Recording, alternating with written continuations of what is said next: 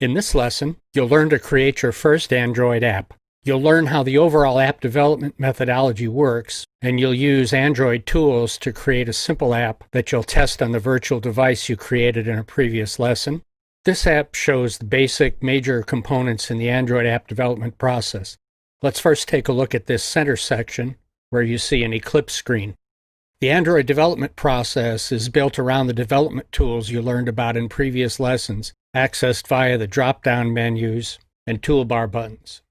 A key element in developing apps in this environment is object-oriented programming, which is all about reusing code and making the development process as efficient and painless as possible.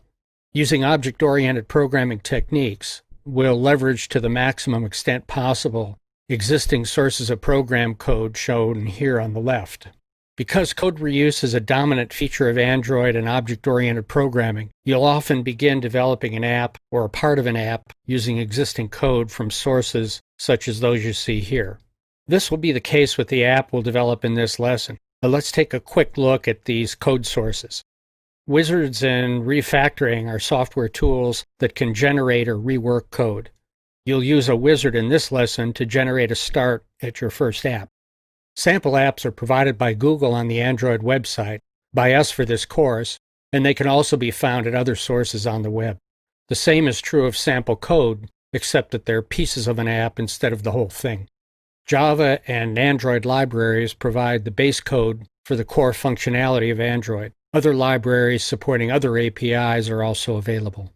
Hand code is the terminology I'm using for code you'll write yourself, and this code can also be reused. So overall, you'll be taking reusable code from these sources using the Eclipse integrated development environment with Android tools to create your finished applications. For larger development projects involving multiple developers, you might have a project management overlay on top of a structure like this. For this course, though, we'll be focusing on you as an individual developer. As one last step before we start developing your app, we're going to create a workspace dedicated to this course. Let's call it Android Development Course. That means you'll create a folder with a name somewhere on your file system. As you can see in this graphic, I put mine in a folder on my D drive under Don Cowan and Android. So please pause the course now and create the Android Development Course folder where you'd like it on your computer. Come back to this point when you're done. Congratulations for making it through all the software installation and setup we've done so far. I'm sure you're anxious to get into the real heart of development, creating an app. So let's do it. First, pause the course and start Eclipse, as you see I've done, and come back to this point. Make sure you're in the workspace you just created. If not, click on File, switch Workspace, and browse until you find your Android Development Course folder and switch to that workspace. It's a new workspace, so you might be seeing a welcome screen that looks like this. If you do, let's just delete that screen by clicking on the X here. You should see a few perspectives appear shown in the tabs in the upper right. If you don't see them, you can open them using Window, Open Perspective, and then click on the tab. So you'd open Java, and you can open the debug perspective. Let's go back to Java. Now we're going to create your Android app. This first app will be small and simple, but you'll see how the development process fits together and how to use the tools we've installed. So to begin, click on File, New, and then click on Android Application Project. Then you should see this screen appear. In the first field, type in First App Project. Now look down at the package name, and you'll get a little explanation of what that means. This sequence of 3 qualifiers is used to manage your app. So these 3 qualifiers, in this case, example.firstappproject, is used to manage your app, including in the Google Store. So you need to create a middle qualifier that's going to be unique in the Google Play Store. And maybe you have a company name you want to use, or maybe you might use your personal name. Now, I have a website based on my name www.donkcowan.com. So I know that Don K. Cowan will likely be unique. Now here's what you can do to check for uniqueness in Google Play. Let's bring up a browser with Google Play in it, and using the search box, key in the name that you think you'd like to use. In my case, I'm going to put in my name. It's safer to put it in quotes. And when you've done that, search on the name, and hopefully you'll see it come up with nothing. We couldn't find anything for your search. That means that that name isn't being used for the moment. So you might want to pause the course now, choose a name, and check it on Google Play for availability. Once you've done that, come back to the New Application wizard, and in that middle qualifier, put the name you've chosen, in my case, my name. Now drop down and click on the Minimum Required SDK. As you can see in the explanatory message below, this is the lowest version of Android your app will support. The lower you go, the more devices your app will run. As the message says, if you use API 8, Android 2.2 Froyo, you'll reach 95% of all devices. On the other hand, the lower you go, the fewer features will be available for you to use. So let's pick, for now, API 14. Now click on the next button, the Target SDK. This is the highest version the app is known to work with. Let's pick API 16, 4.1 Jelly Bean. Now click on the next button, the Compile With selection. That's the SDK that we'll use for compilation. Let's also pick API 16. Now drop down and select the theme, which will give us a base look and feel for the user interface. Let's select Holo Light with Dark Action Bar and click Next. So let's go up to the top. We're going to select creating a custom launcher icon. And let's take a look at launcher icons.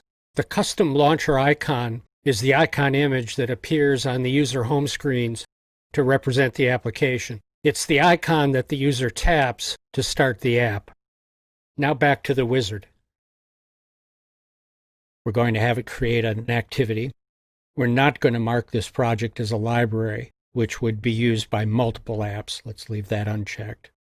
We're going to let it create the project in the workspace that we're working in at the moment, which is the Android course workspace. And we'll leave this unchecked. Working sets are ways to group your applications so that you only see a portion of them in the Package Explorer. Let's leave that unchecked for now. And we'll click Next. This screen shows how the launcher icon is being configured. We'll leave it the way it is. You can always create custom icons later, and we'll look at that in a future lesson. So click Next, and choose the blank activity. Next. And this screen gives us the option to change the default names for Java and XML layout files that'll be created. And we'll just leave them as is, and click Finish.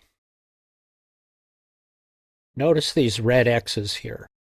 These indicate errors, and you notice that they just disappeared. What happened is the system needs time to do all the setup and verification, and if the X's remained, it would indicate that you had real bugs in your program, and you would have to go into debugging and find out what the problem is.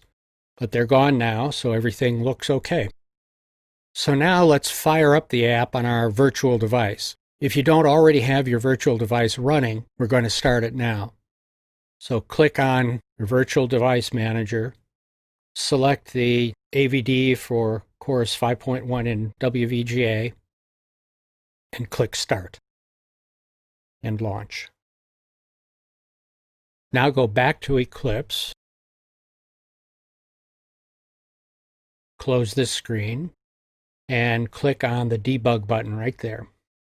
And you might see this screen come up, which is asking you to choose which device to use. I happen to have two instances of the virtual device running, so I'm going to click on that one. And there's our app. As you can see, it's a simple app, just displays the text Hello World and an action bar at the top.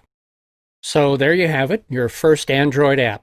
Yes, it's true you haven't done any actual coding yet, but don't worry, that's coming up soon. And remember, many apps start the way yours has, using existing or generated code as a foundation from which to begin. In this lesson, we'll examine the structure and components of your first app, and you'll learn how the folders and files in your app project relate to what you see on your app display. It's important to understand these relationships and details. There are a large number of folders and files, and what they are and what they do can get confusing if you don't have a good basic understanding of them. This is a prelude to digging into your actual Java and XML code. So please bring up Eclipse with your workspace and app, as you see I've done. In the left window is the Package Explorer. We see our project folders and files there. In the middle are windows that will show the content of our Java and XML files, and on the right, a window that will show an outline of what we have in our center window. Going back to the Package Explorer window, let's look at our folders and files.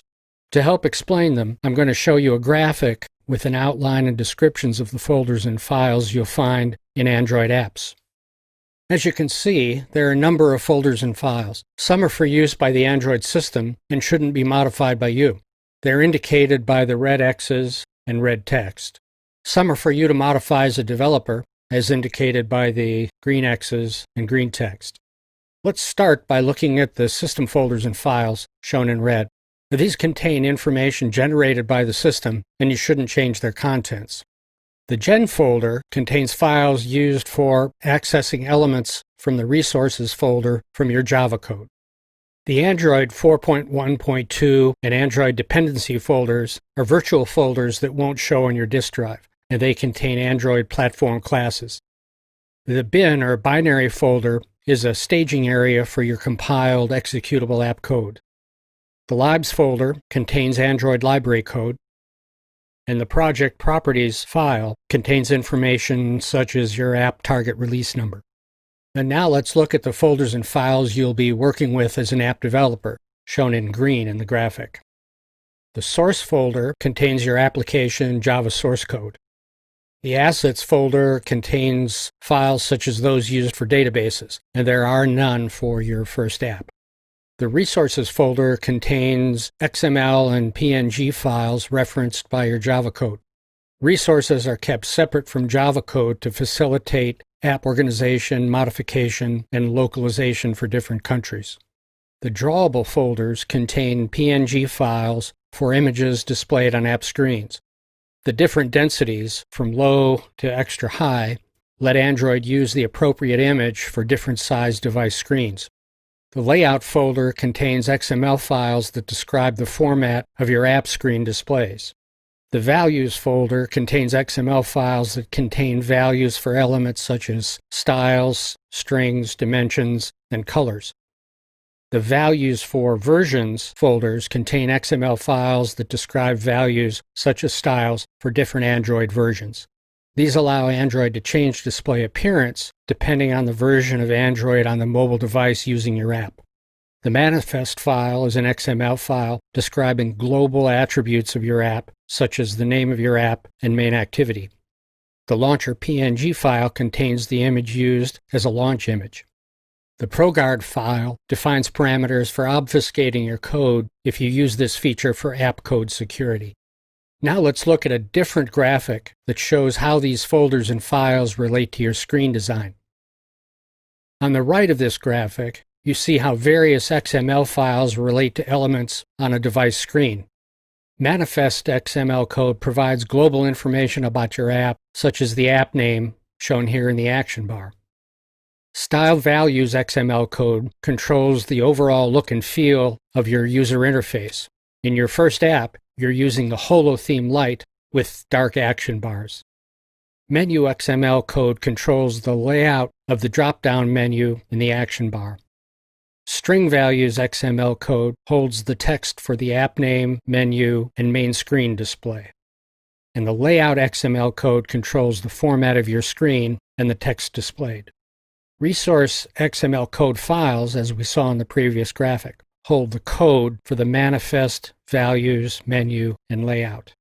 Drawable PNG files hold the images displayed on action bars and app screens. Source Java code controls what happens in your app. There are a number of cross-references between the various files. As an example, notice in your app, we see that the layout XML refers to the main activity Java, and the source Java refers to the main activity layout. System Android and Java code works in the background to run the operating system on the mobile device and manage the flow of data and activities in your applications. So this should give you a good beginning understanding of the pieces of your app. Now let's move on to dig deeper into the details of your code. In this lesson, we'll examine the code in your first app, and you'll make your first Android code modifications and test them on your virtual device. So please pause the course, then bring up Eclipse with your workspace and first app as you see I've done. What you'll see as we go through your first app is the basic constructs of an Android application. Larger and more complex apps will, of course, use more classes, methods, and resources than you have in your first simple app. However, your first app contains elements that are common to all apps, and this will give you a good grounding for moving forward. It should also help with your confidence as we progress into more Android detail. You'll have created, understood, and modified your first Android app, and the first of anything is usually the most difficult. So let's begin by looking at the main Java file for your app. Follow along with me in Eclipse on your computer, as we're going to have you make some changes to your code. This will give you hands-on time with your app, help you navigate through its components, and give you confidence in making changes. Open the Java file located in the source folder.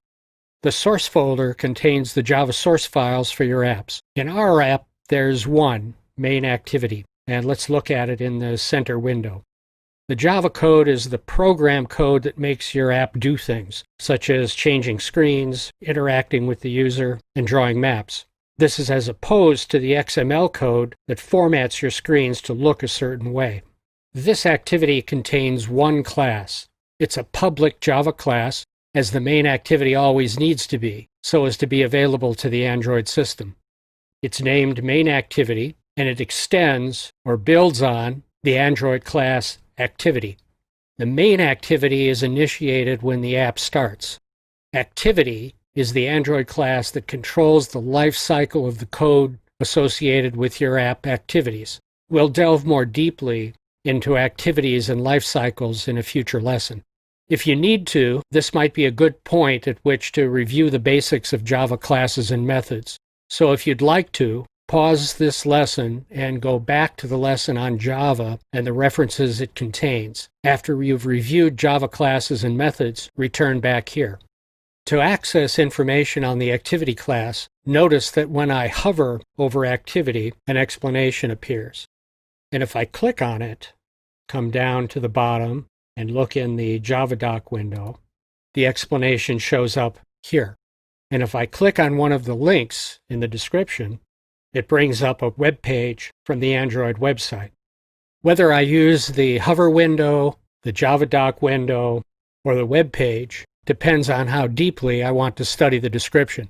Now, this is a very convenient way to look at descriptions of Java and Android classes and methods. It's much, much easier than having to go to the Android website and look them up. Now, this is very important because, as I've said, object-oriented programming is all about reusing code in the form of classes and methods. So you'll be constantly checking to see exactly what they do. What I'll do during the course lessons as I discuss Java code is, at a minimum, hover over keywords to let the explanation window appear when there is one. If you'd like to take time to read the pop-up description, you can pause the course video playback. And if you'd like to read the full detailed Java doc or website explanation, you can bring up your Eclipse environment and use the code to access the explanations. In the lessons coming up shortly, we'll study the details of the Android classes and methods you're seeing here.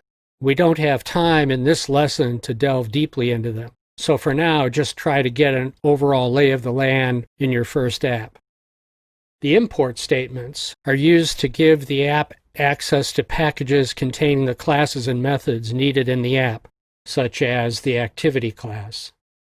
The package name is defined per the name we specified in the app setup wizard. Our main activity class has two methods, onCreate and onCreate options menu. The first is an override of the onCreate method in the Android activity class, and we'll be examining the activity class in more detail in a coming lesson. It controls the life cycle of app programs on the mobile device.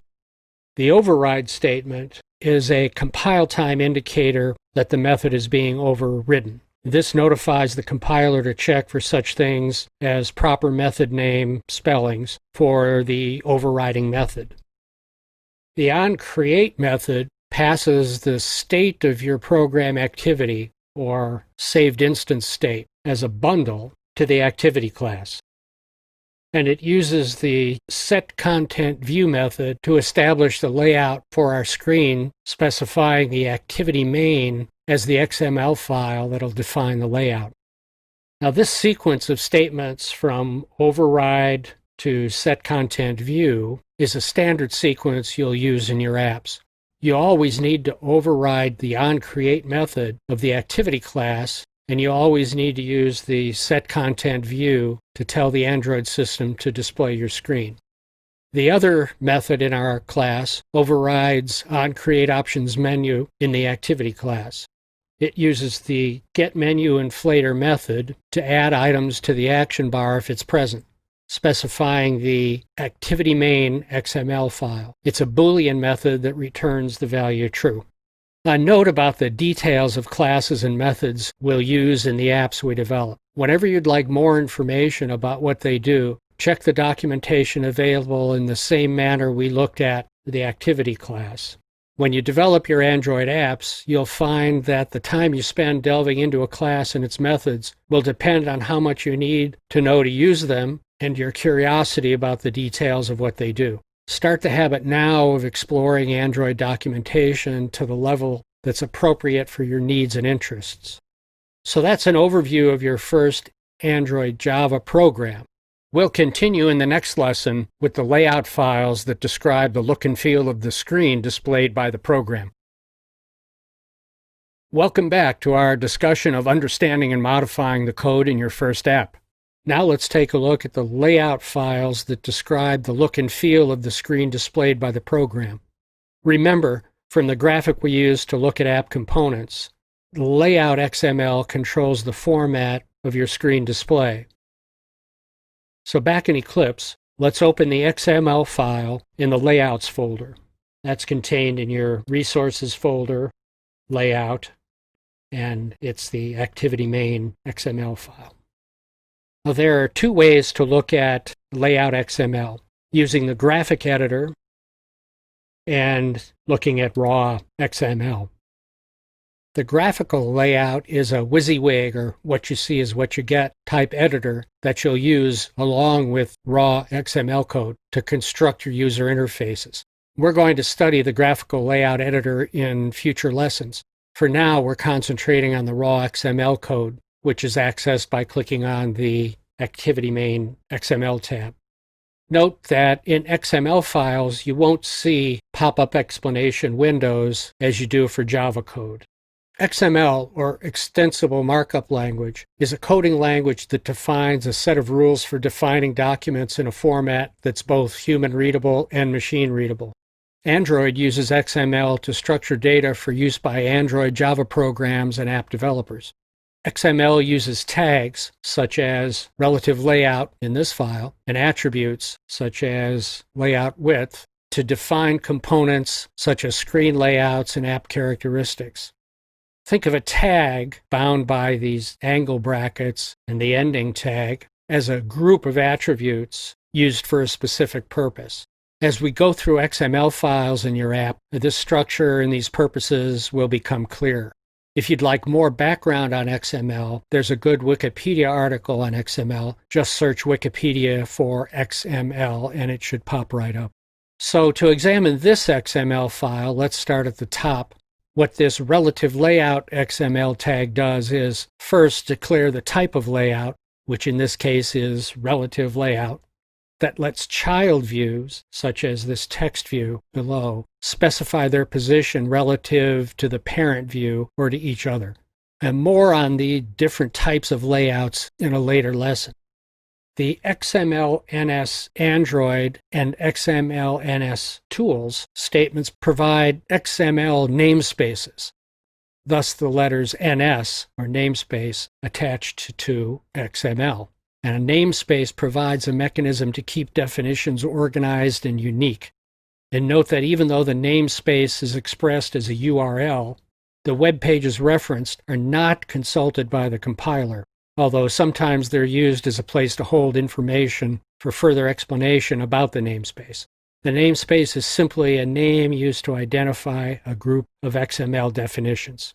The tool's context set to main activity here lets Android know, among other things, which theme to use during Eclipse screen editing and design. It's not used during runtime. The layout width and height attributes set to match parent will let the width and height of the screen change to the size of the physical screen on the mobile device. And this is important for allowing layouts to change with the different dimensions of different device screens. The text view tag is used to format the Hello World text in the center of the screen. It uses the width and height wrap content attributes to keep the text field the size of the text itself, which helps Android make adjustments to accommodate different screen sizes. It uses the center, horizontal, and vertical attributes to place the text in the center of the screen. And it uses the text attribute to point to the text string for Hello World. Which brings us to looking at string resources. Remember, from the graphic on app components, string values XML controls the content of your string displays. So let's go over to our folders, open up the values folder, double-click on strings to bring it up in the center window. As with layouts, there's a couple of ways to look at resources like strings. Raw string XML, as we're looking at here, and a resources graphical editor. In the graphical editor, you're given an explanation, a name field, and value field to fill in. And you can use the add, remove, up and down buttons to manage the resources. In this lesson, however, we're going to focus on the raw XML, and we'll come back to this graphic screen in a later lesson to explain more of the details that you see. The XML declaration tag that you see at the top is optional. The Google wizard we used is chosen to include it in this file. It indicates the version of XML and encoding methodology, UTF-8, which stands for Universal Character Set Transformation Format 8-bit. It represents every character in the Unicode character set, and it's become the dominant character encoding methodology for the World Wide Web. String resources are used to separate actual string values from the code that uses them. So, for example, we have our Hello World string specified here. We also have our app name and settings string here. This allows us to be able to do a few important things. First, we can easily make changes to strings. We could change the Hello World text to Hi from San Francisco without changing the Java code that uses it. And there might be multiple references to this text in the Java code. So as a test, let's go ahead and change the text. I'll put in my change.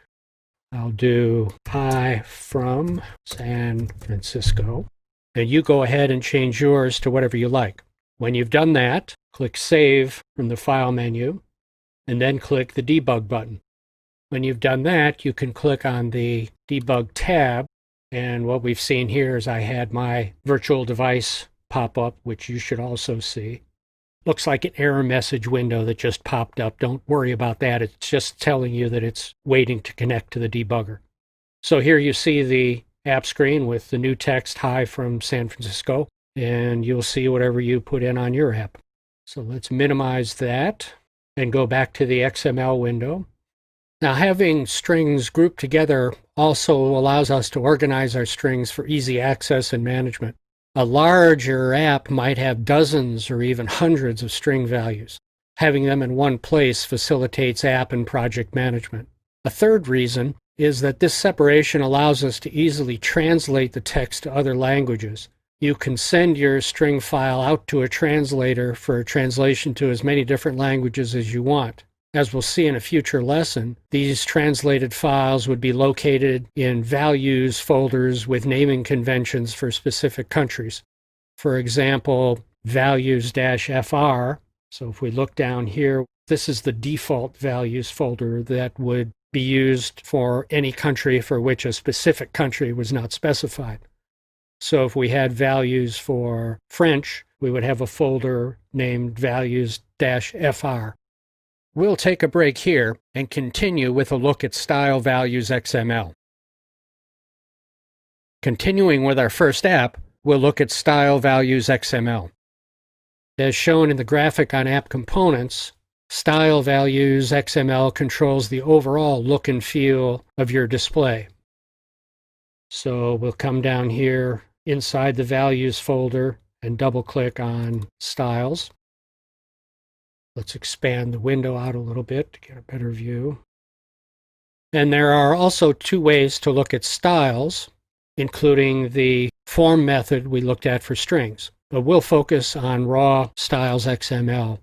And the wizard has set up two style tags for us, one for the base theme and another for the app theme.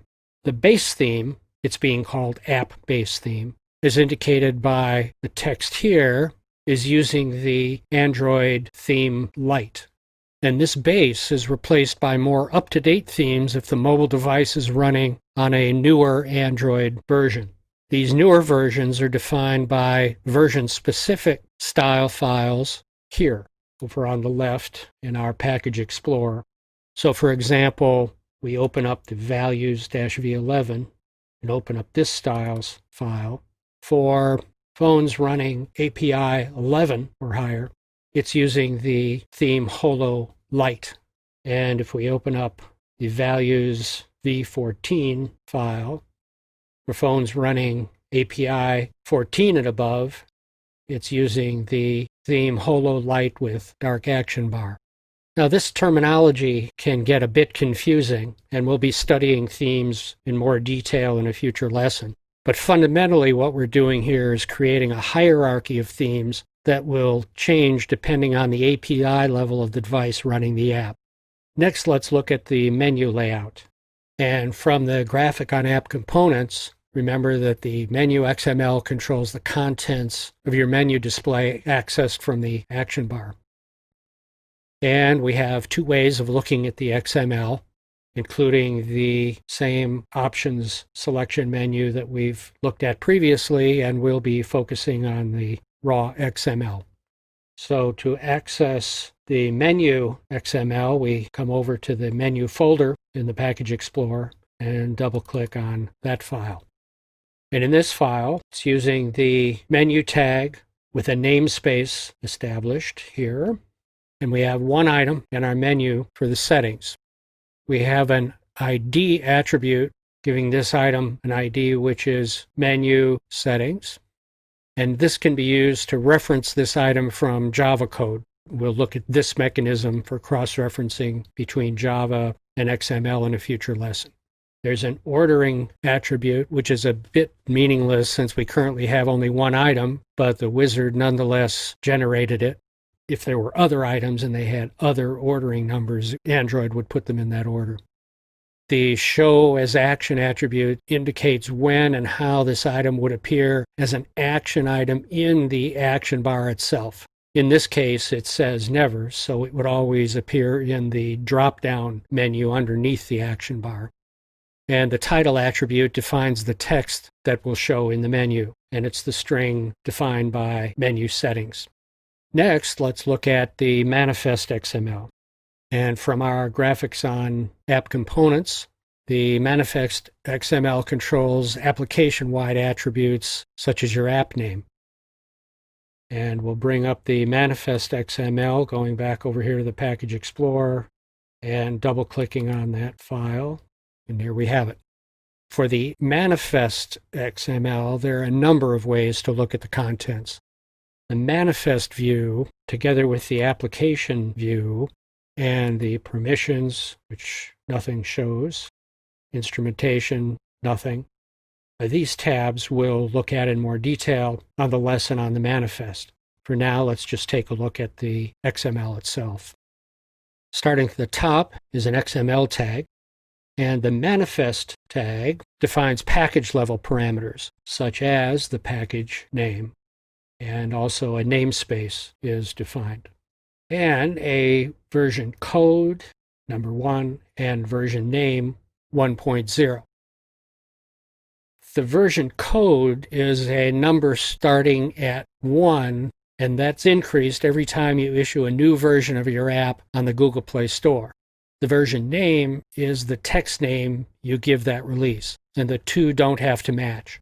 You could use a second release name of 1.2 or 2.0 or any number you want. The version code has to be incremented uniformly, starting from 1, then going to 2, 3, 4, etc., because it's used by Android to notify users of your app when you've issued a new release and they need to update your app on their device. The Uses SDK tag defines your minimum and target SDK versions. Now notice the error message that's now showing up. I can't be sure if this will be showing on your app in Eclipse. When Android detects some errors can vary. Now let's see what it says. It says we're not targeting the latest version of Android. So the latest version is 17. So let's go ahead and just change this to 17. And you can change it on your code even if you don't have an error message. Change it to 17. We can click on the Save button, and you see the error has gone away. The next tag, application, is for app level attributes. The allow backup attribute indicates whether to allow the application to participate in the backup and restore infrastructure. Android's backup service allows you to copy application data to remote cloud storage in order to provide a restore point for application data and settings. In this case, it's set to true, allowing backups to take place. The icon attribute designates the PNG image to be used on the user screen as the launch image. The label attribute indicates the app name, and the theme attribute indicates the app theme. And now we see there's another error here. At least I do on my app. So let's check it out. So the error says, avoid hard-coding the debug mode. Leaving it out allows debug and release builds to automatically assign one. Now the debuggable parameter or attribute tells Android that it should let us debug the app. Now remember, it was the Android wizard that generated this code. Now Android is telling us to consider not using that code. So what's up with that? I would say that it's one Android system developer not talking to another. It happens. It's a big system. This is only a cautionary error. We don't have to change this. But let's go ahead and let's delete that attribute. And click on Save. And the error is gone. And let's move on to the activity tag that specifies activity level attributes. The name attribute specifies the fully qualified name of the main activity, and the label attribute is again specifying the app name. Now we get into intents and intent filters. We'll be studying intents in a later lesson. For now, let's just say that an intent is one mechanism Android uses to make things happen on a mobile device. What this action tag is saying is that this activity is the main activity for the application, so that Android knows to fire up this activity when the device user wants to start the app. The category tag is telling Android that this is the top-level launcher activity. And now let's look at one of the PNG image files. As in the graphic on app components, PNG files contain images displayed on your app and user launch screen. So let's open one of those up. Let's go over to the XHDPI folder and double-click on the PNG file. Now, when I click on a PNG file in my computer, it's opened in Adobe Fireworks, the program I've set as the default for PNG files. PNG files allow the background to show through areas of the image that aren't filled. And you can use any program capable of creating and editing PNG files. So that's the end of our somewhat long journey through your first app. I know I threw a lot of material at you. If you like, you can go back and review all or selected parts of this lesson again if there's anything that's not quite clear to you. And remember, we'll be revisiting much of this information in more depth in coming lessons. Hopefully having this first app under your belt will help put what's ahead into perspective and give you confidence you can master the Android system. In this lesson, we'll go through an overview of Eclipse debugging capabilities, and you'll use your first app to explore debugging features. So please bring up Eclipse with your first app workspace, as I've done. Now, open your main activity Java file by double-clicking in the Package Explorer window. Then click on the Debug tab. And recall that along the top is a strip of tool buttons. You can mouse over the buttons to display descriptions. If you'd like to customize the toolbar, click on Window, Customize Perspective, and make your selections. To explore the capabilities of Eclipse debugging, we need to have your app running. So first, we're going to set a breakpoint where we'll pause execution. Let's set a breakpoint on the setContentView method. To set a breakpoint, double-click in the gray area to the left of the statement at which you want to pause execution. And breakpoints pause execution before processing the statement you highlight and set as a breakpoint. If you look up in the breakpoint window in the upper right, you'll see the breakpoint also appear there. Now let's click the Debug button, and that should start your emulator.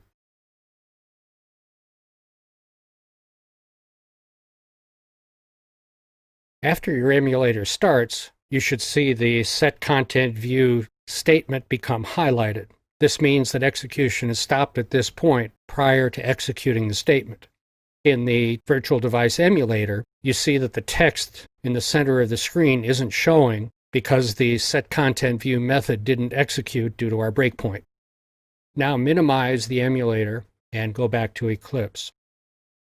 If you were using the breakpoint to debug your code, you could check the variable values up in the upper right in the Variables window. You'd be able to verify if everything is executing the way you expected. When you finish these checks, you'd click the Resume Execution button here. We're not going to do that because we want your app to remain paused while we look at the debug windows and capabilities. So let's now take a quick tour of the debugging windows. The debug window here contains information about threads running as a part of your app execution. If you expand a thread, you see the methods that were executed. Here's our onCreate method, and we'll learn more about threads in an upcoming lesson. Notice that when you click on a method, for example our onCreate method, you see information appear in the Variables window off to the right. And if you click on a variable, you see a bit more information below. The Variables window details the contents of variables used in your app, either those you create with your code, or as we see here, variables created by various system methods. The Breakpoints window contains our single breakpoint on the onCreate statement.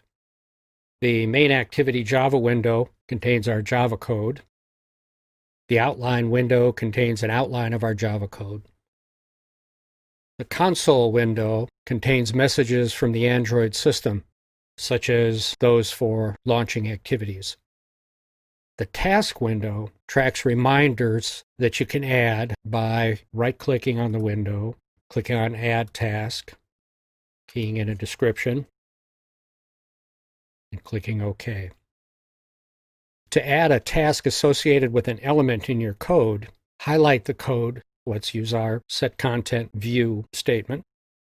Right-clicking in the gray bar and clicking Add Task, and OK.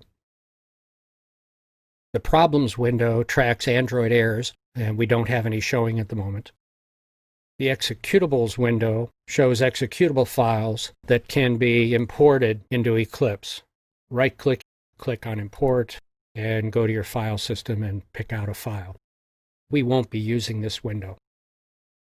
The Logcat window here in the lower right displays messages logged by the Android system and those you create from within your app, often to help you with debugging. I'm going to expand that window so we can take a closer look at it. There are a number of levels of messaging severity shown in the drop-down here. from verbose down to assert. So if the selector is set to verbose, we get all the categories. If it were set to warn, you would get messages with a warn error or assert categorization. And you can use the search file here to search for message text content. So for example, if we put in the word content, we see that it's filtering messages with that word in the text. Now let's minimize that window. And now we click on the Resume Execution button here.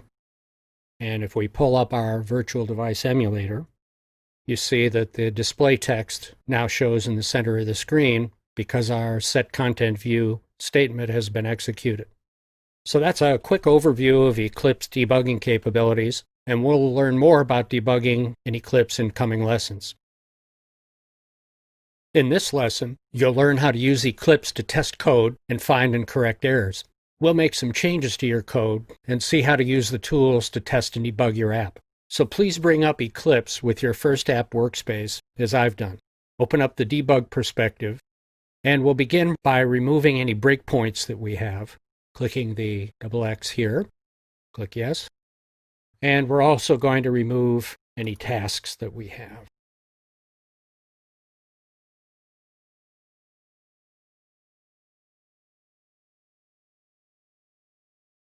Now you can also remove a breakpoint by double-clicking it.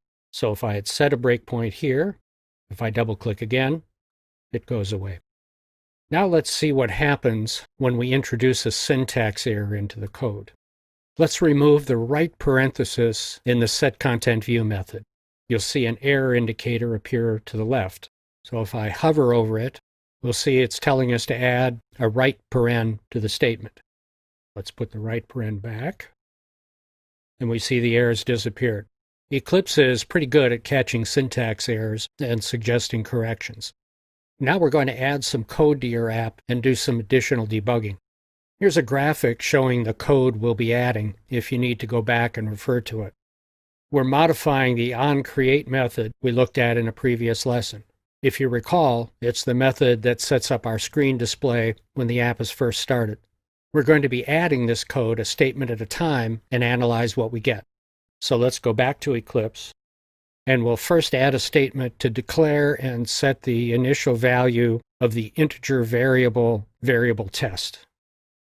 And we get an error message telling us that variable test isn't being used. It's just an information error and won't stop execution. But let's add a statement that uses that variable. We'll do that here. We see the error message go away for the first statement, and now the same error appearing for the second statement because we haven't yet used the variable use, which we'll do soon. But first, let's set a breakpoint for our new statement.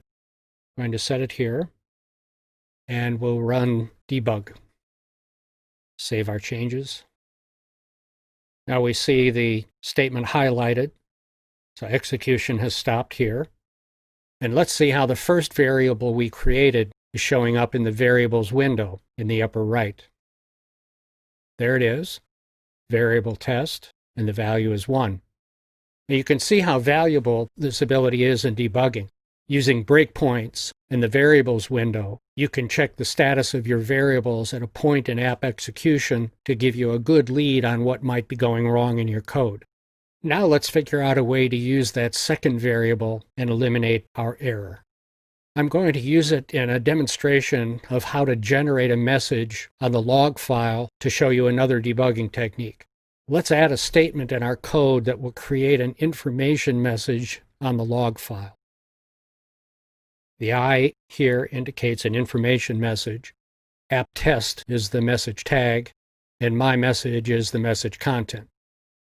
Now notice we have another error message appearing. Let's look at it. It says log can't be resolved. Now you see the little light bulb here. If I click on that, I get some suggestions about what to do. Usually the first suggestion in these lists is the one to use. It's telling us we need to access the log utility.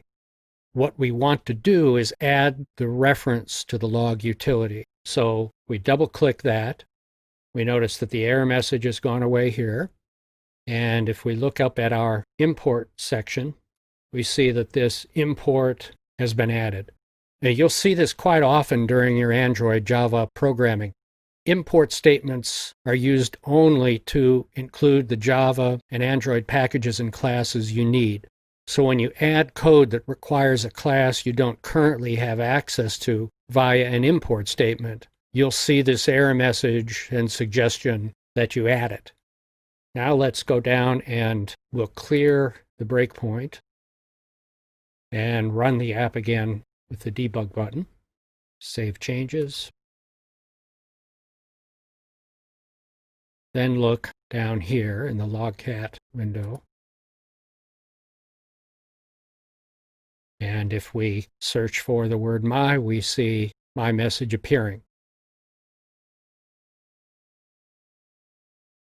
Now let's go back to the Java window.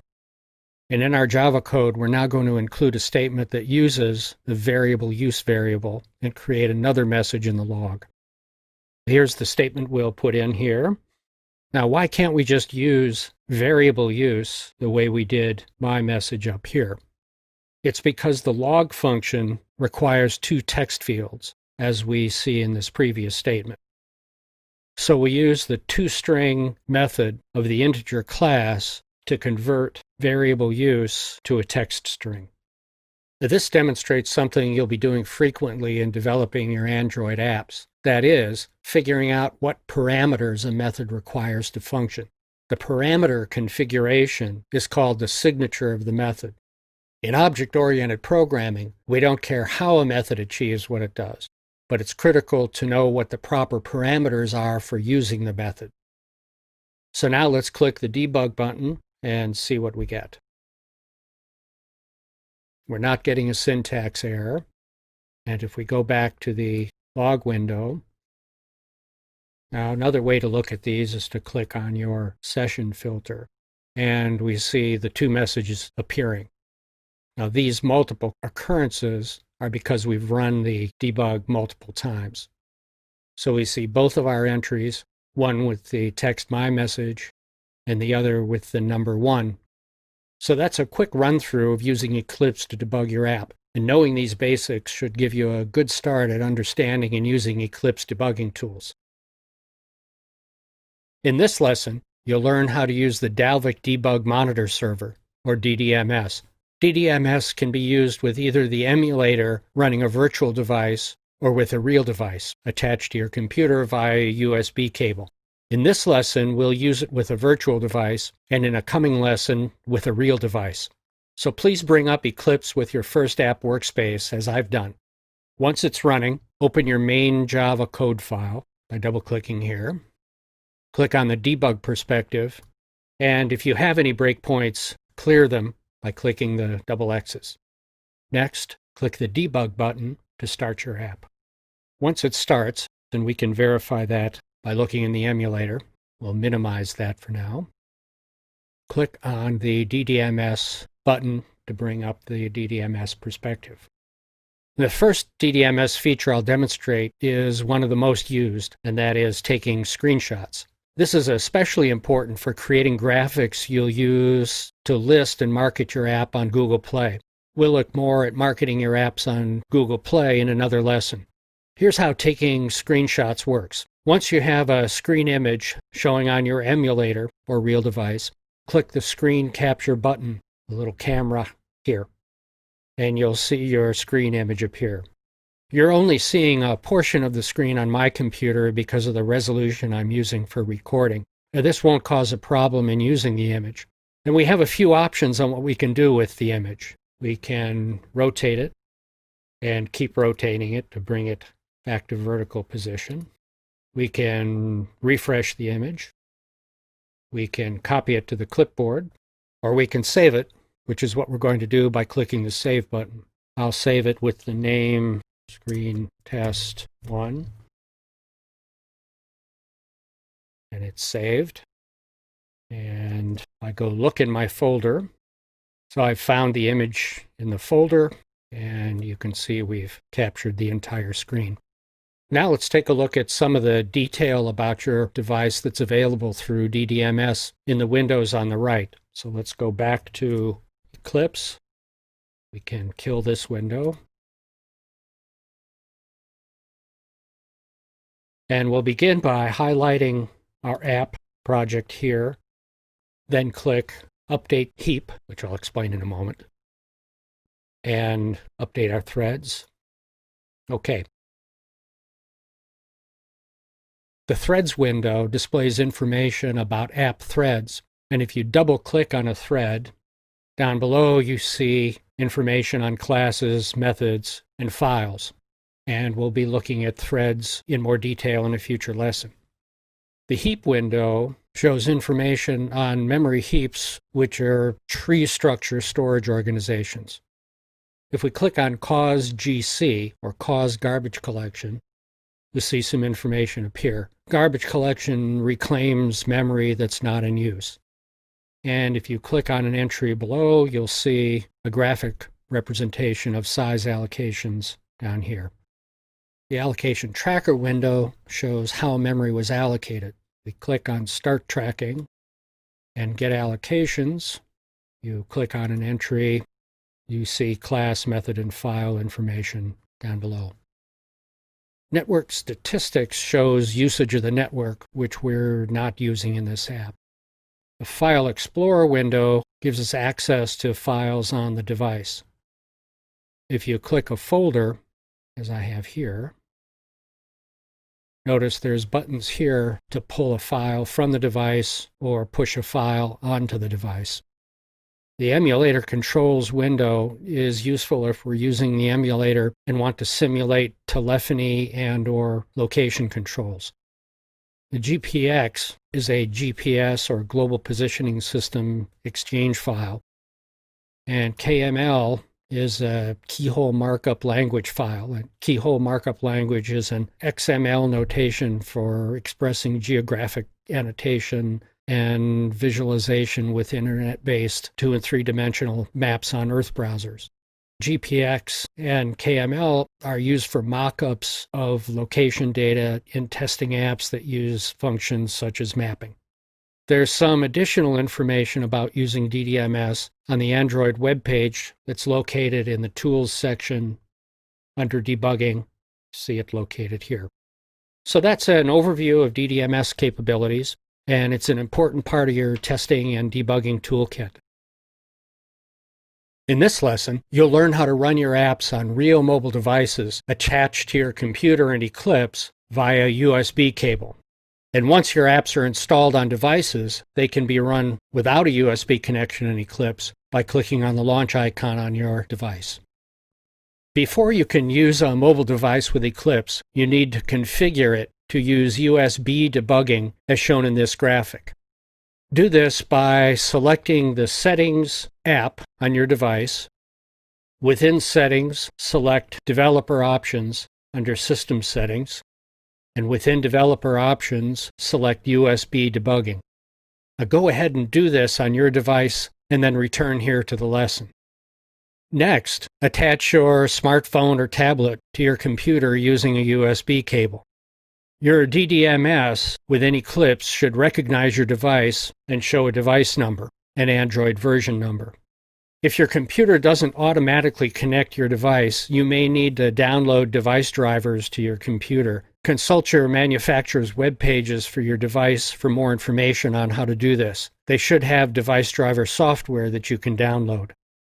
Now, please bring up Eclipse with your first app and workspace as I've done, and click on the DDMS Perspective button. So I'll now go ahead and plug in my phone. It's recognized, and you might see a screen like this pop up with some action options. Now we don't want to do any of these things, so we'll just kill that window. Now go ahead and connect your device and come back to this point when you have it recognized in Eclipse DDMS. Once your device is recognized, click the Debug button. Now, if you have your emulator running, as I do, you'll get the screen asking you which device you want to use, your virtual device or the real device you just attached. And we'll select the real device, click OK. Now let's switch to the debug perspective. And you can now use the debug perspective to debug your app on your real device, just like we did on the virtual device. One of the biggest advantages to being able to debug on a real device is to be able to see exactly what your app will look like and perform like as the real user would see it and use it. The emulator is very good at simulating devices, but you should also test your apps on real devices with real users. Remember, when you're debugging using your real device, you see the screen display change as your app code executes in Eclipse. Also, once installed on your phone, you can disconnect the USB cable and start the app on your device by clicking on the launch icon. And this is especially useful when you test your app with other users, which is an essential part of an app testing process. So that's how you connect and use your real mobile devices to run and test your apps using Eclipse and the Android tools. In this lesson, we'll explore additional resources you can use for support during the development process. In your career as an Android developer, there will be times when you'll be working late into the night feeling a bit alone. Android is a large and complex system, and it's common for developers to encounter development and debugging challenges that they find difficult or impossible to solve by themselves. I've encountered challenges that took me anywhere from hours to a day or two to solve. At times like this, it's important to remember that there's a global group of Android developers contributing their insights and solutions and facing some of the same challenges you are. As this graphic shows, there are a number of resources available to Android developers. Q&A websites, internet search, conferences, meetups, books, tutorials. Now, these can all contribute valuable information and assistance. In this lesson, I'm going to review some of my favorite resources, those I've used with success in solving some of the more challenging development issues I've faced. The first is Stack Overflow, located at stackoverflow.com. And this is a free Q&A website that covers a number of technologies, including Android. It's run by a dedicated management team and is part of Stack Exchange, which covers a broad range of topics, some of which are shown here. So let's see how we might use Stack Overflow. Let's say we're having some issue with the setContentView method in our first app. Maybe it's just not working. So we'll pull up Stack Overflow and we'll do a search on Android setContentView not working. Notice that the Stack Overflow folks are telling us to use a specific preface to platform terms such as setContentView. So I'll redo the search by simply putting a dash in here, and we see the results. Each result line shows a title, a summary description, a date when it was asked, the source, person who asked it, tags associated with the question, favorable votes, number of answers, and the number of views it's had. And we can also sort by relevance, as we are sorted right now, the age by the newest, the number of votes, or recent activity. And let's use relevance. And this first entry looks pretty promising. Android setContentView not working, just what we put in as a question. So let's click on this one, and we get this. First, the full question, possibly with code examples as we see here, followed by comments from other developers, followed by answers from developers. In this case, there are 4. And you can sort these answers on activity, oldest, or votes. And we'll use votes. So let's look at the first answer. We see that this developer is saying that the questioner might be using the setContentView method in the wrong place and suggesting a change in the code, moving the setContentView statement to this position here, above the TextView and setText statements. And I can tell you from personal experience that having the setContentView method in the wrong place does, in fact, cause problems. Below the answer, we see a long sequence of helpful discussion about this answer from developers. What I like to do when I'm using resources like this is find a handful of solutions and then pull out what seems to be the best approach or combination of approaches. It's my experience that you'll find a wide spectrum of quality in responses, from excellent to, shall we say, not so good. If you want to research the history of a developer, you can click on the name and you'll see a lot of information about the person, the answers that they've offered, a measure of their reputation, the questions that they've asked, tags associated with their questions, the Stack Exchange accounts that they have, the badges that they've been awarded, the bounties being offered, and a bounty is reputation points offered for answers to questions. This elaborate system of measurements encourages developers to participate and offer the best answers they can. My suggestion is you start participating in Stack Overflow now. You might even use it to research topics as we go through this course. And even if you're not an expert at all of Android, you might be able to contribute comments or answers on topics you learn about as you progress in developing your Android skill set. To sign up, click on Register and go from there. Now let's move on looking at some other development resources. Another excellent resource for developers is meetups. These are meetings of developers held in cities and towns around the world that cover a huge variety of topics and are an obvious way to meet other developers. One I attend is the San Francisco Android User Group, shown here. You can research meetups on meetup.com. In this graphic, I'm showing a search I did for Android meetups near Paris. And once you get going in your Android development career, I'd encourage you to consider contributing to a meeting. For example, I made a presentation to the San Francisco group on Android Market Search. This was before Google changed the name of their market to Google Play, but the concepts remain the same. If you'd like to watch it, follow this link in the lower left. Another great resource is the Google I/O conferences held each year in San Francisco. There are always a number of Android sessions. If you can't make it to San Francisco, don't worry. You can access video for all the sessions on YouTube. Just search YouTube for Android Google I/O. So that's a quick overview of some additional resources you can use as you progress through your Android development career.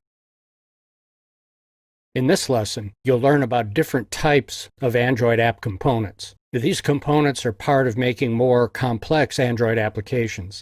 As shown in this graphic, there are 4 types of components: activities, content providers, broadcast receivers, and services. Each type of component has its own entry point for execution, purpose for being, and life cycle pattern of creation, execution, and termination. And we'll be looking at each of these in detail in coming lessons. For now, I'd like you to have an overview understanding of them and the roles they play. Activities you've already worked with in our first app. An activity is Java application code associated with a user display screen. In our first app, it displays our hello text. As indicated by the smiley face, the main purpose of activities is to keep the user happy. This might mean displaying information, images, audio, video, whatever it takes. The purpose of content providers is to deal with data. It's a way for one app to supply other apps with information. The purpose of broadcast receivers is to respond to events. For example, a broadcast receiver might be triggered by a low battery condition. And services operate in the background to do things like periodic backups. Let's look back at our first app. It had one component, a main activity, that used image and XML resources to display a single screen. It didn't contain content providers, services, or broadcast receivers. Let's say we wanted to include other component types. Let's look at these components in more detail. We know about our activity that displays the user interface screen, keeping our user happy. It's upfront and visible. Content providers play a supporting role managing data. A good example is the contacts manager that maintains our Android address book. Broadcast receivers work further in the background responding to events. They can create status bar notifications but don't have a user interface like activities. They typically perform only short operations. An example might be detecting when a contact sends a message and displaying an icon in the status bar. Services work in the deep background and can operate for longer periods of time than broadcast receivers. An example might be performing automatic data backup for our contact information at certain time intervals. Our first app consists of a simple single activity component. As we add more components and types of components, our apps will obviously become more complex.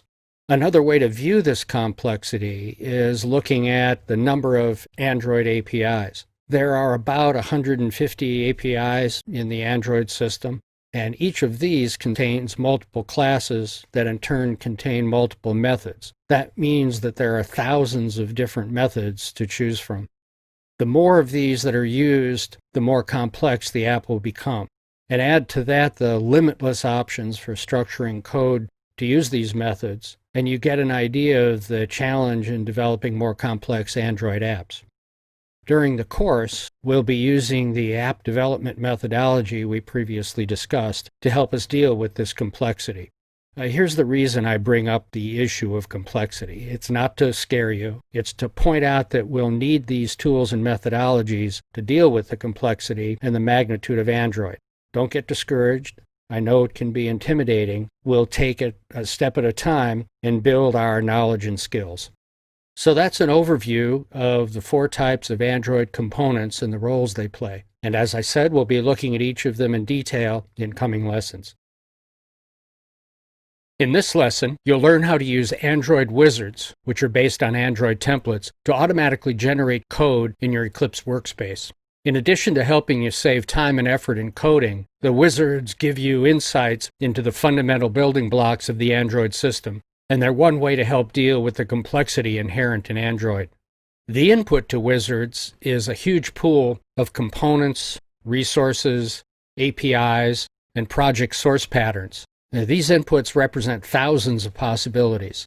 Wizards give you a starting point in building your apps and app piece parts. Wizards use sequences of screens to help you step through decisions needed to build your app. And the wizards are accessed from Eclipse and the Android tools. Wizards then build code and content in your workspace.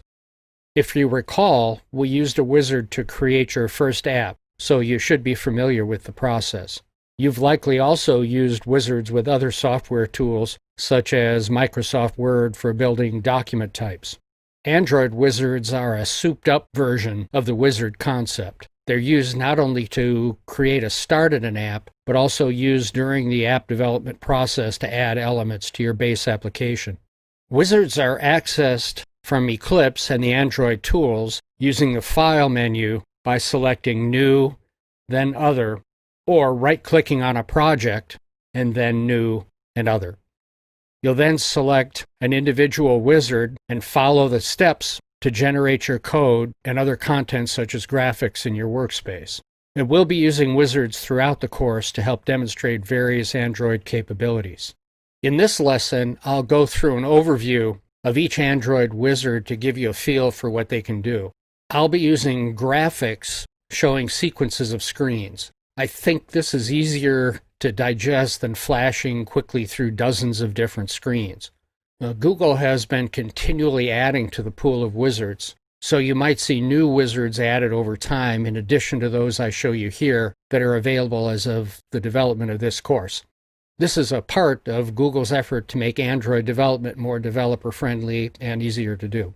Android wizards are based on the use of Android templates, and you'll find a discussion of using code templates on the Android developers website by following the link at the bottom of this graphic. Now, if you like, you can start Eclipse with your first app project and follow along as I go through an overview of the wizards. Another approach is to first watch my overview and then open Eclipse and try some of the screens yourself. I'll leave it up to you as to which to do.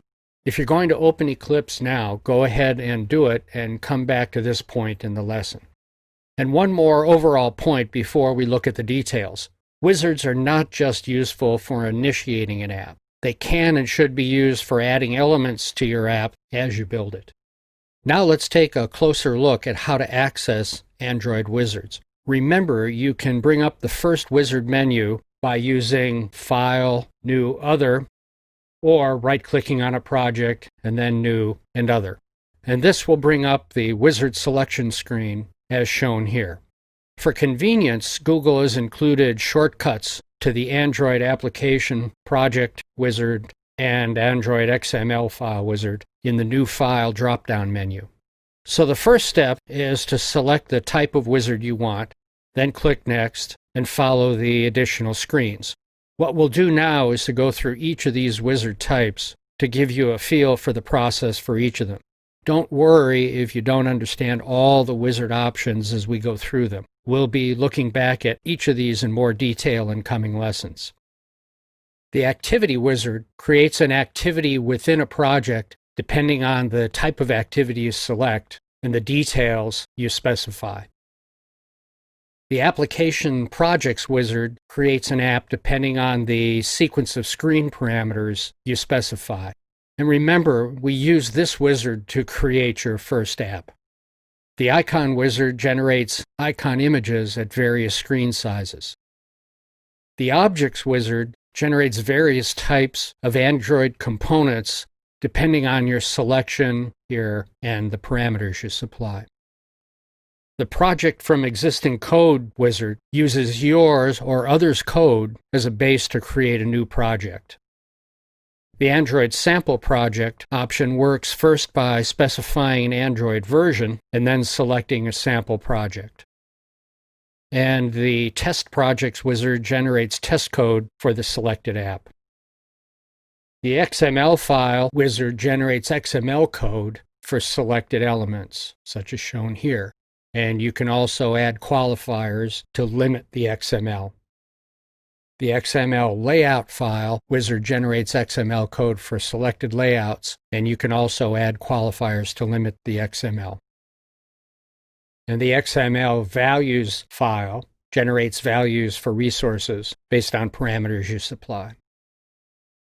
In addition to using the wizards we've looked at, you can go directly to your template files to initiate the generation screen sequence.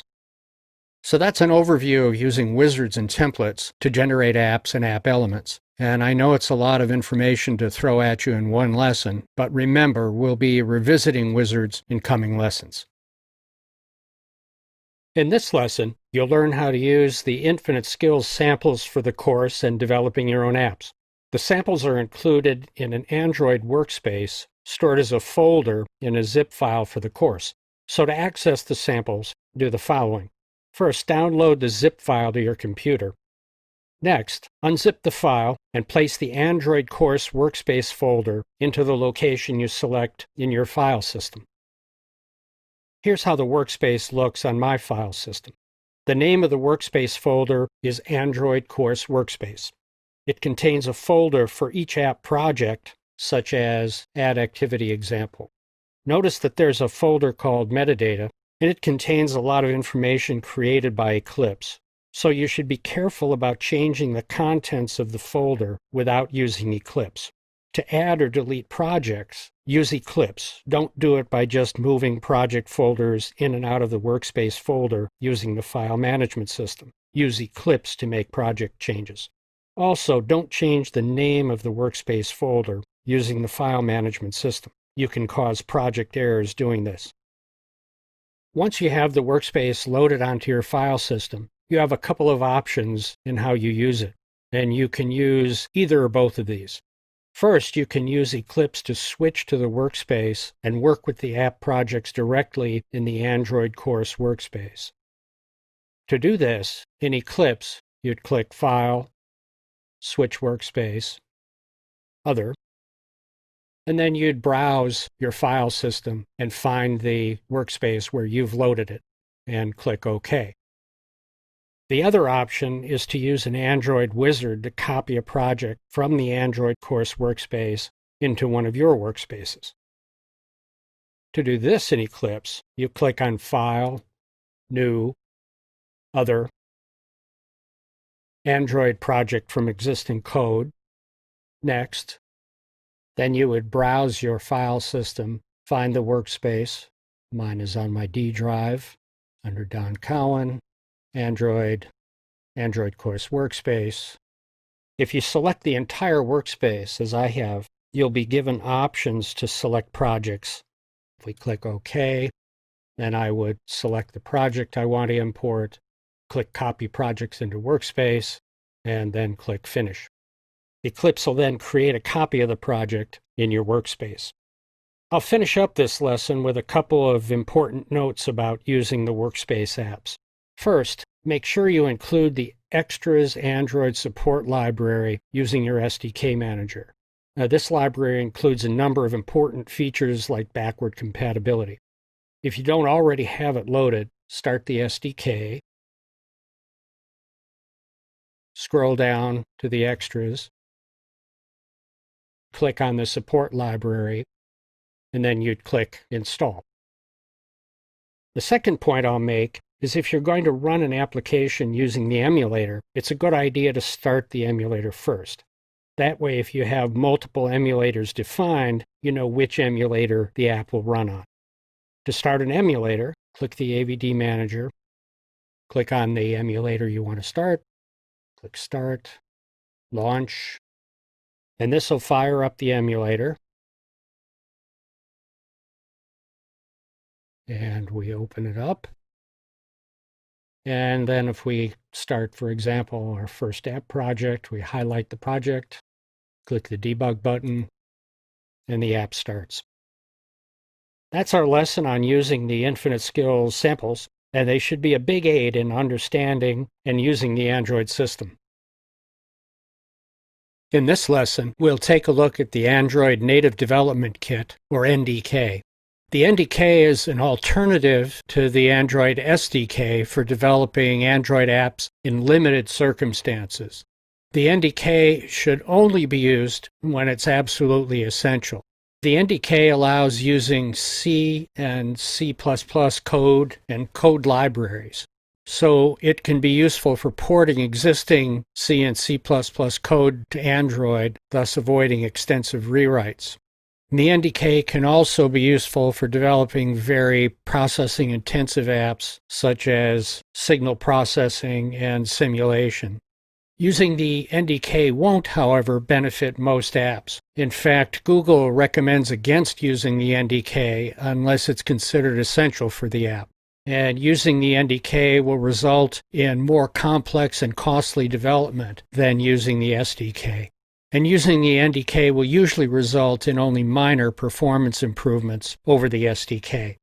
I've included a link in the graphic here to the Android web page for the NDK. It's located in the Download section under Tools. It's a fairly comprehensive web page. Includes background information, download links, revision information, system and software requirements, installation instructions, getting started information, some direction on using the NDK, contents of the NDK, information on development tools, documentation, and finally, sample apps. In making your decision about the NDK versus the SDK, if you need to compare Java and C++ languages, I've included a graphic showing a feature-by-feature comparison between the two.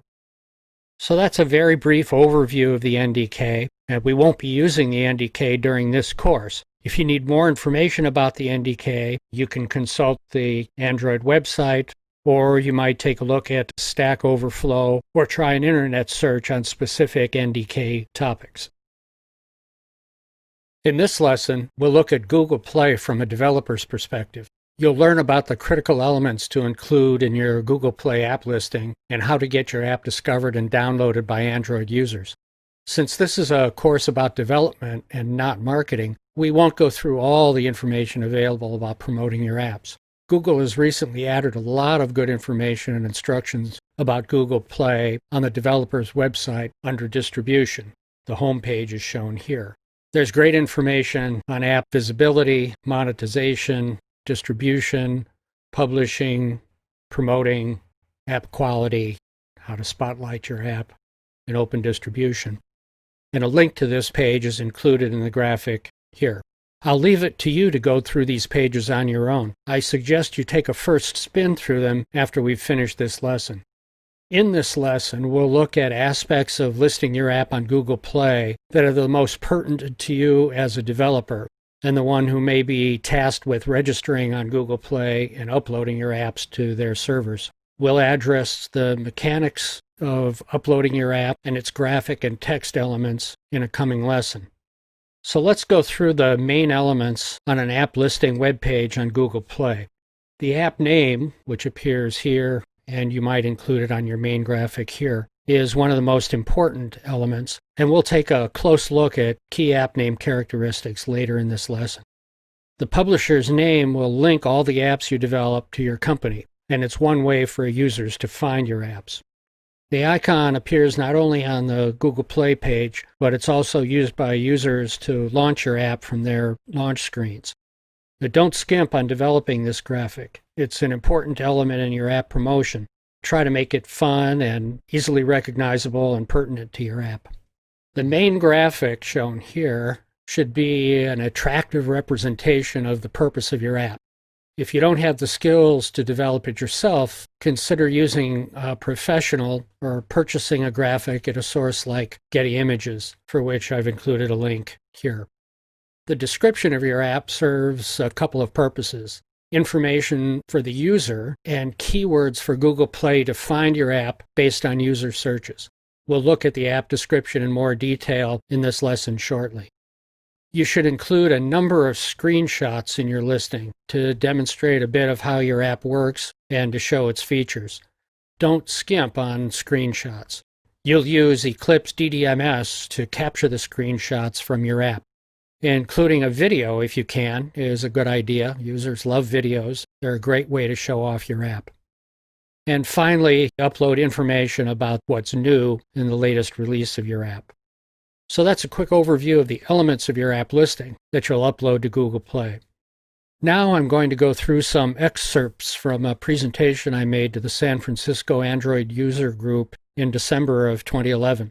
The presentation is about how you can approach improving your app ranking in Google Play search results. The full video lasts about 30 minutes, and you can watch it by following the link here in the lower left. Now, in 2011, Google Play was called the Android market. The name has changed, but the fundamental ideas behind it are the same. The conclusions reached in the video and the presentation I'll go through here are based on an analysis of hundreds of search results and discussions with dozens of developers about their experiences. On the Android developers website, there's a discussion of app visibility, including search. In this excerpt from the website, you can see how Google describes their search algorithm, using powerful heuristics to find the most relevant and popular apps. Not surprisingly, Google doesn't share any details about exactly how the results are calculated. On this page, there's also a discussion of their top charts and lists. And there's a link to this page over on the left. If you can get your app into one of the top lists, it's a big leg up on the competition. However, by my calculation, the top lists cover maybe 10,000 apps, and this is a small percentage of the 700,000 or so apps currently on Google Play. Most apps are discovered through search, and following the 80-20 rule, at most 20% of apps get most of the attention. So how do you increase your chances of appearing near the top of an app search? One important factor is your app name, and this can make a big difference in the success of your app. Here's what we learned about app names. The search algorithm is parsing app names and performing spell correction. So for users to find a specific app, they have to use quotes around the words in the name, and most searchers won't do this. One impact of this is that plays on words and abstract names may not be as effective as plain words in names for search purposes. Let's look at an example to demonstrate this. The search on talk radio brought up these results. Now, I'd been following Stitcher, and their name used to be just Stitcher instead of Stitcher Radio News and Talk. That's a pretty abstract name. And they were showing up somewhere around number 14, 15 in results. They added the words radio, news, and talk to their name, and they immediately started to move up in results. Here you can see they're number 4. I checked most recently, and they've moved up to number 2, just behind TuneIn Radio, which has many more downloads than they do. And notice that all the higher placed results that you see here have the terms talk or radio in their names. And keywords aren't just important in the app name. Google now seems to be placing special importance on the first few lines or first paragraph of the description. Keywords are also important in the body of the description, but due to keyword spamming, Google seems to be placing less emphasis on them. As a note, Google has recently implemented a rules policy against keyword spamming. And Google's also added a measure of app stickiness using a proprietary formula that measures recent installs versus uninstalls. And it can be visualized by using the recent installs chart on the web version of Google Play. A chart line moving up would show an app with a good sticky factor. Now, this example of a search on the term coffee shows how Google might be combining rank factors to order results. Recency is shown by the 30-day charts we just looked at. Total downloads is taken off the app web page. The rating is shown by the stars. The name checkmark indicates whether the search term coffee is in the name, and paid indicates whether there's a charge for the app. Google seems to be placing some paid apps highly in search results in order to encourage app purchases. Based on these results, it looks like recent activity and keywords in the name have a significant effect on search rankings. Notice that the result, Brain Cafe, with over 1 million downloads, is only ranked 3rd, probably because it doesn't have the word coffee in the name, although it has cafe, which is close. So that's an overview of Google Play and app search rankings. If you haven't already looked through the Google Play sections of the Android developer's website, you might want to do that before moving on to the next lesson. In this lesson, you'll learn how to publish your apps on Google Play and use the developer console to track and manage them. Publishing your apps to Google Play makes them available for download to Android devices around the world. There's a very good section on the Android developer's website on publishing, including the developer console that can be accessed from this link on the graphic. I suggest you read through this material after we've finished going through the lesson. In this lesson, I'll give you an overview of the highlights and the key information you need to get your app up and available on Google Play. Now, the first thing you need to do is register as a developer. If you or your company haven't already done this, follow this link and register now, then come back to this point in the lesson. Welcome back to the lesson, and welcome as an official registered Android developer. From now on, when you go to the Publish home page, the same link you used to register, you'll be taken straight to your developer console. Before we look at the developer console in detail, I'll show you how to create the files you'll be uploading to Google Play via the console. You'll use Eclipse, the Android tools, and possibly some graphic tools such as Adobe Illustrator to create files on your file system. And you'll then use the developer console to upload those files to Google Play. This graphic shows how to use Eclipse to create the APK, or Android package file, for your app. First, use the File menu or right-click on your Android app project and select Export. In the Export window, first select Android and Export Android Application. Click Next and verify that you have the right project selected, and click Next again. In the next screen, you'll deal with designating your key store. The key store is a cryptographic key that's used to provide security for your app. It assures that only you, the holder of the key, can upload or change your app. You specify the location for the key, a password, an alias, and a validity term. You also provide some information to be associated with the app, your name, organization, and location. When you click Finish, the APK is stored on your file system in the location you've specified. Using Eclipse DDMS, you'll use the screenshot capability to create images of your app screens, and you'll store them in your file system for upload to Google Play. In addition to screenshot graphics, there are 3 other graphic images you'll need to upload: a high-resolution icon, a feature graphic, and a promo graphic. And one option for creating these is to use software tools such as Adobe Illustrator. If you need photographs or illustrations as input for your designs, you might consider sources such as Getty Images. So now that we have an overview of the files you'll be uploading to Google Play, let's take a look at the actual web pages you'll be using to do the uploads. I'll use the Market Impacts Quick Click apps for demonstration.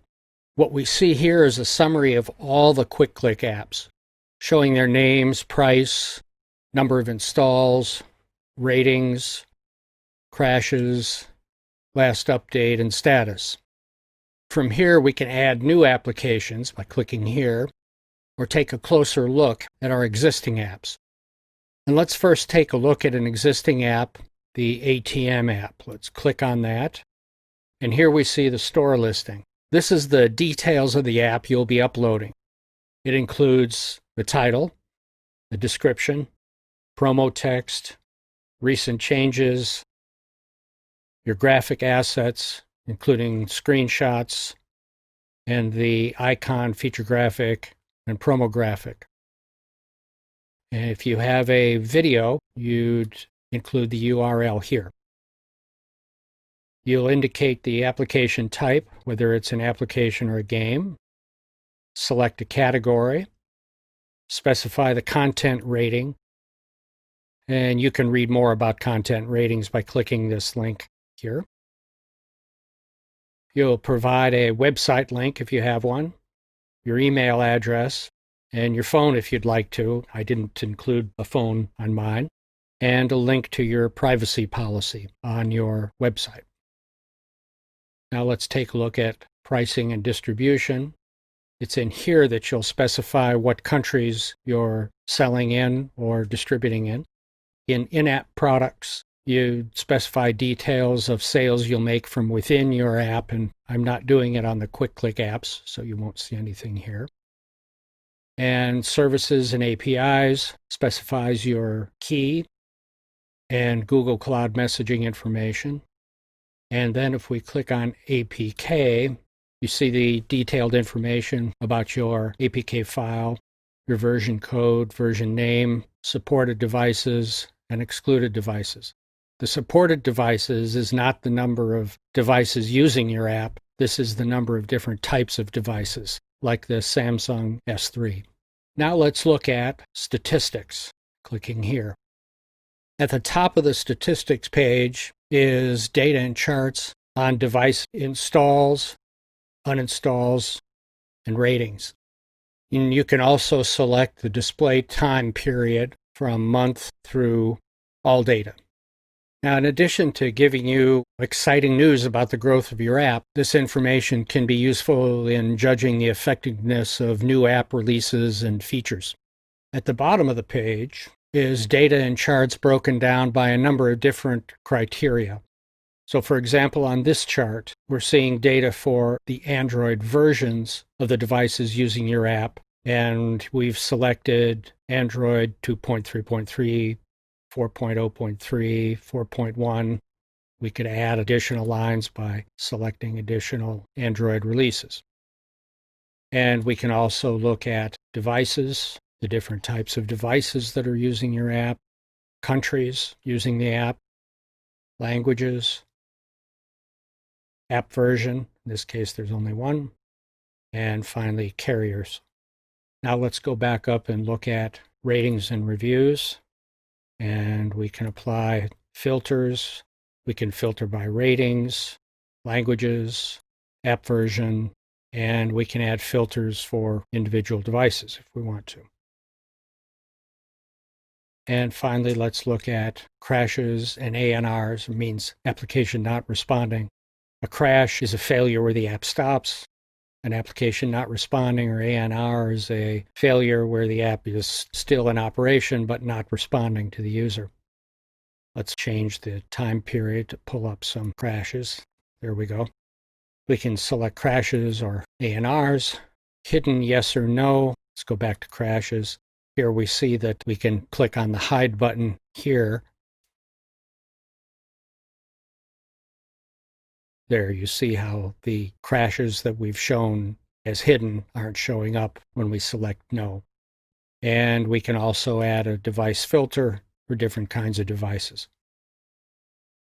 So that's an overview of publishing apps to Google Play and using the Developer Console to track and manage your app files. And remember, there's much more information on the developer's website available by following this link.